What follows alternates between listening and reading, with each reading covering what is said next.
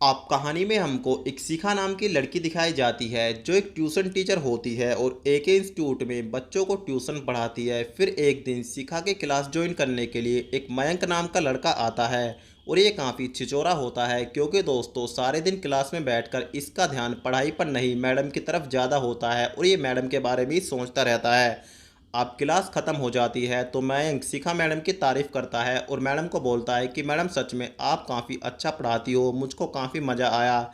Madam इसको thank you बोलती है। अब मयंक मैडम को बोलता है कि मैडम क्या आप प्राइवेट ट्यूशन भी देती हो, क्योंकि आप इतना अच्छा पढ़ाती हो मैं आपसे प्राइवेट ट्यूशन लेना चाहता हूँ। तो शिखा बोलती है कि जिस जगह पर आप पढ़ने के लिए आए हो यहाँ पर प्राइवेट ट्यूशन ही दिया जाता है, इसके अलावा हम आपको कोई क्लास नहीं दे सकते। अब इतना बोलकर शिखा यहाँ से चली जाती है। आप शिखा अपनी खूबसूरत बेटी के साथ घर पर आती है तो रोजाना की तरह आज रात भी इसका पति रात को घर लेट आता है। तो शिखा अपने पति से पूछती है कि आजकल तुम कुछ ज़्यादा ही बिजी रहने लगे हो, थोड़ा बहुत वक्त तो अपनी फैमिली के लिए भी निकाल लिया करो। तो इसका पति बोलता है कि मैं एक इंटरनेशनल प्रोजेक्ट पर काम कर रहा हूँ जिसमें मेरे पास बिल्कुल भी वक्त नहीं है, तुम दोनों खाना खाकर सो जाया करो और मेरा इंतजार मत किया करो। अब महेश गुप्ता जी को फ़ोन करता है और गुप्ता जी को बताता है कि बस गुप्ता जी आप कैसे भी करके किसी इन्वेस्टर को मेरे पास लेकर आ जाओ जो मेरे इस प्रोजेक्ट में इन्वेस्ट करने के लिए तैयार हो जाए। तो गुप्ता जी बोलते हैं तुम उसकी टेंशन मत लो, वो तो मैं लेकर आ जाऊंगा लेकिन मेरा कमीशन भी याद रखना।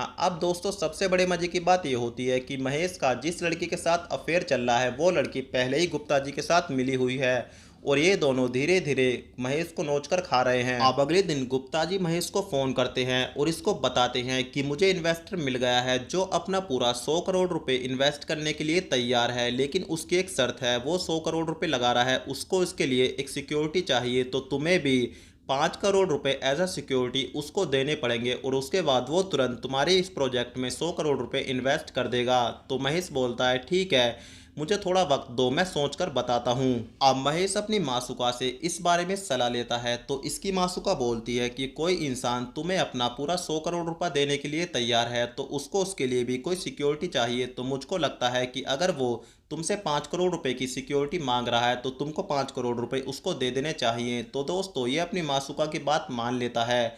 इन्वेस्टर कोई नहीं होता, दरअसल ये दोनों ही मिलकर इसका पैसा खाना चाहते हैं और इसको बर्बाद करना चाहते हैं। और इसी के साथ दोस्तों वेब सीरीज का पार्ट 1 यहीं पर समाप्त हो जाता है।